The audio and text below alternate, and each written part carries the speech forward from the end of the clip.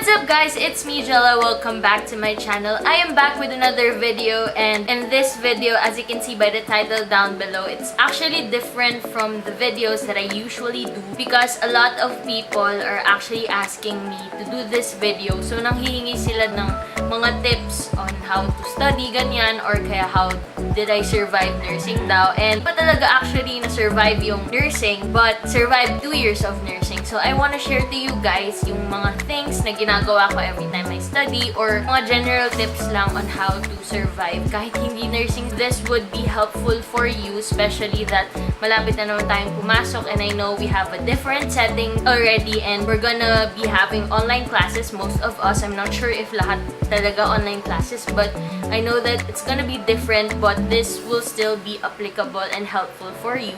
So if you want to see more from this video, don't forget to subscribe to my channel. Just click the subscribe button down below, hit the notification bell beside it, and be part of the GPetch or the Petchai squad. And without further ado, let's move on with the video. Alright, so I list down the things that I want to share to you guys. So I actually divided into two. So yung dalawang parang category is the nursing specific tips and general studying tips. I only have 3 nursing specific tips, and eto, I'm not really sure if specific siya sa nursing, pero kasi I think helpful to for those courses na maraming memorization. So the first one, I know gasgas na to and you probably heard it a lot of times already. Sinabi na sa inyo ng mga professors nyo maraming beses na. So the first one is to make sure that you read your books or you read any supplementary materials na binibigay sa inyo before mag-start yung classes or yung mga discussions nyo. This one, I find it really helpful na kahit may mabasa ka lang, not necessarily you memorize everything that you've read. As long as mabasa mo siya, you already have a background of what you're gonna discuss sa classroom.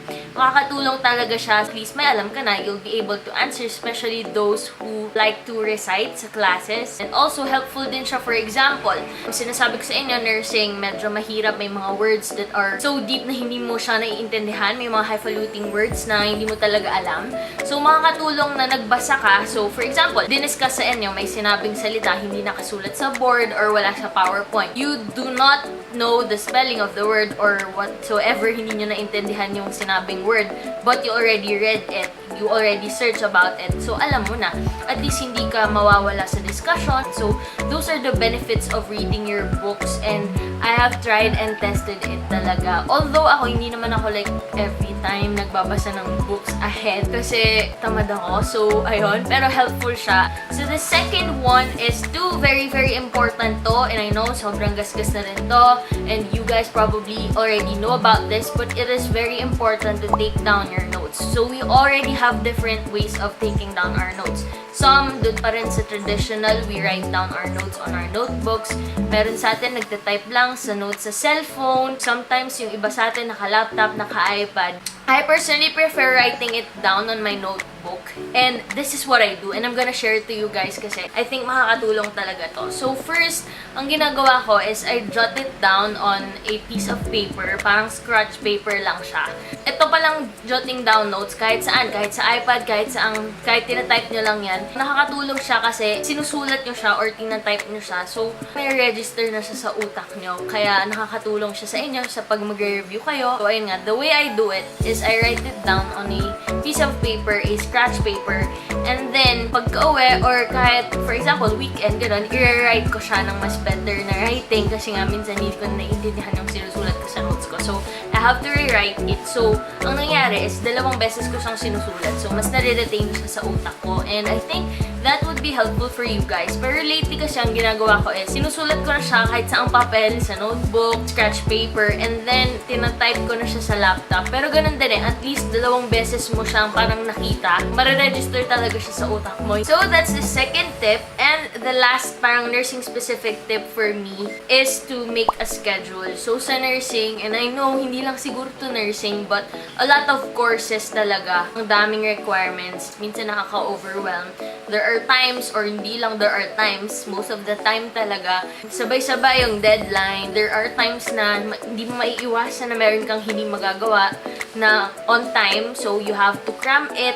So, ganon. So, ang important dito is you make a schedule. And the way I make a schedule, the first thing that I do is to write down on my planner the date of the deadline. For example, any quiz, any projects, or kahit ano pa man yan, I will write down the deadline mismo. And then, I will pick dates or days saan kailangan gawin ko na siya. Sobrang hate ko yung gagawin mo siya the day before. Although, hindi na siya naiiwasan lately, nitong second year nga, medyo ganun na nangyayari. Sobrang cramming na talaga. And I understand it kasi hindi naman kami pare-pareho ng time. All have our priorities. We all have things to do. So, I understand it. Pero, as much as possible, do not cram. So, you make a schedule. And the way you make a schedule, dapat, aside from the deadline itself, you have to put on your schedule mismo the day you're gonna do it. And it does not necessarily mean na isang araw lang kailangan tapos mo na to. Pwedeng, for example, ang submission is Friday next week. So, Monday today, on Wednesday, for example, kami kasi usually duty, ganyan. So, hanggang afternoon or half day lang, ganun. So, in the afternoon, I make sure that at least mababawasan ko yung gagawin ko. And until Friday, bago matapos yung week, kailangan tapos na siya so that wala na akong ibang iisipin. So, moving on to the general studying tips. I only have 5 here. So, the first one na very effective sa akin is studying in advance. Ako talaga, hindi ako like magmamalinis na I always this. There are times na hindi ko siya nagagawa kasi sobrang dami ko nang ginagawa. Example, we have our quiz next week. Diba sinabi ko sa inyo, so the way you make a schedule is aside from the day mismo no quiz nyo, put the schedule kung kailan nyo siya tatapusin or kailan nyo siya gagawin. So, ganoon din yung ginagawa ko for quizzes. I study in advance kasi hindi ko kaya since sobrang daming terms na kailangang i-memorize and aside from terms, you have to learn skills as well in nursing. So, importante na hindi mo siya isang bagsak aaralin. Kasi pag isang bagsak lang, the day before ka lang mag-aaral ng quiz, mas mahirapan ka and mas ma-overwhelm yung utak mo. So, ang tendency is mas hindi na-retain yung inaaral mo. So, what I do is, I study ahead of time. For example, today, chapter 1 yung aaralin ko.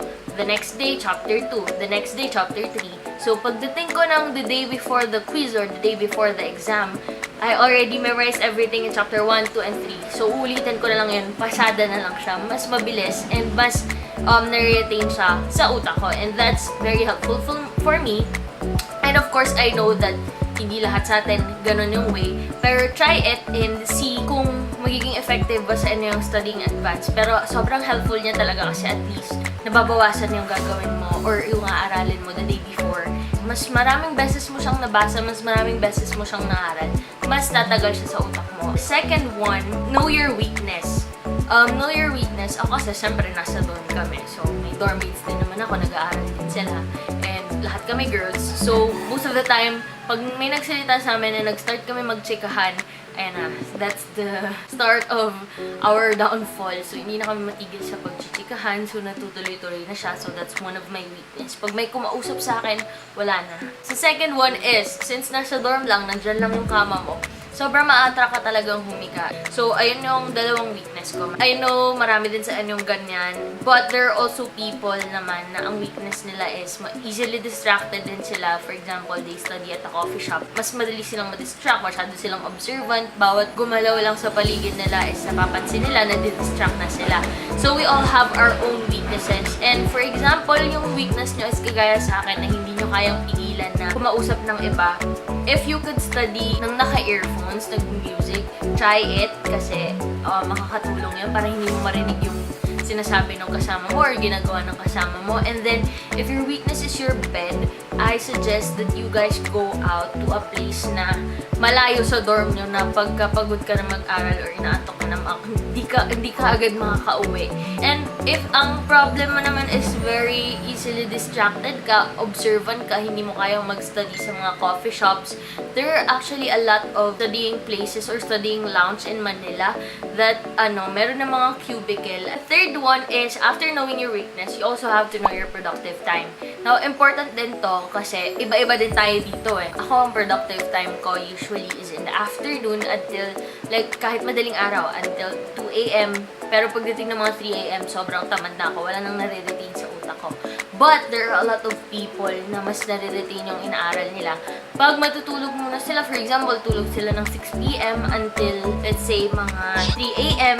And then 3 a.m. onwards hanggang sa mag-exam na or time na ng quiz, doon sila nagre-review, doon mas gumagana yung utak niya. So we all have our differences when it comes to that. And I think it's important to know kung ano yung swak sa'yo, kung ano yung time na mas makakapag-aral ka, walang distractions, yung time na mas ma-retain yung mga inaaral mo sa utak mo. So that's the third one. And then the fourth one is very important. And I know hindi to masyadong nasasama sa mga tips na ganito, pero it's important that you put your phone away. I know most of us are not really comfortable kapag hindi natin hawak yung phone natin, and I'm one of them. But trust me, one of my dorm mates is like that. Shout out to Mel. So ganun siya. Ang ginagawa niya is binibigyan niya sa akin ng phone niya. So what I do is tatabi ko din siya sa kama ko na hindi ko maaabot, di niya maaabot. Like, yung pinakadulo na nung bed na nakadikit sa pader, and since double deck yun, hindi ko siya ma-reach agad-agad. So, that's what I do as well with my phone. Nilalagay ko siya at the very, very far part of my bed so that I couldn't reach it kahit tumayo ako. Hindi ko siya maaabot, kahit pilitin ko, hindi ko siya maaabot unless tumungtong ako sa kama ng isa ko pang dorm, which is, hindi ko naman yun magagawa. So, nakakatulong siya kasi hindi mo talaga ma-realize that natapos mo na yung isang chapter nang hindi ka nagtitingin sa phone mo, and time really flies kapag hindi mo hawak yung phone mo and there are no distractions. But of course, you can take a break naman. For example, after mong mag-review ng isang chapter, you take a break, use your phone for like 10 minutes. Sabi ko nga kanina, I want this to be also applicable during the online classes that we are gonna have this August. Bigyan niyo sa nanay niyo. Promise. Makakatulong yan. Garute muna bago niyo makuha yung phone niyo. So, mag-aaral talaga kayo. The last one is, ito, I think, iba-iba rin to sa mga tao. Depende rin to sa mga tao. The last one is to not sleep until you're done studying. So, sa akin, very helpful to kasi kagaya nga ng sinabi ko on my previous video that I'm the type of person na kapag nag-aral ako, na ako mag-aaral ulit. Or kung mag-aaral man ako ulit, scan na lang. And hindi talaga yung like, ganon. Or mag-aral ako ulit kinabukasan or the day ng exam if afternoon yung exam. Pero if pag andyan na, ko kasi kaya, kasi hindi kayang mag-cram ng utak ko, ganon. So, I make sure na bago ako matulog, aral ko na lahat, alam ko na lahat. Kasi I've tried it so many times during senior high. Minsan hindi ko sinasadya. Nakakatulog ako or mag-a-alarm ako ng 3 a.m. kasi sabi ko nga sa inyo, ang productive time ko is afternoon until madaling araw.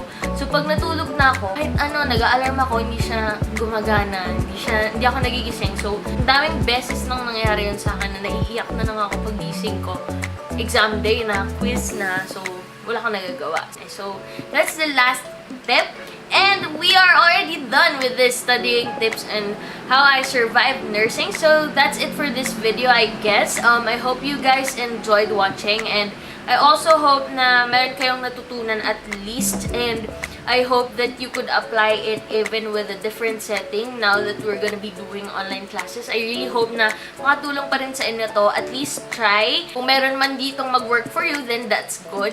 And if wala man, then try to explore more studying tips that will help you survive itong online classes. If you want more videos like this, don't forget to comment it down below on the comment section. And of course, don't forget to give this video a big old thumbs up, and I will see you on my next one.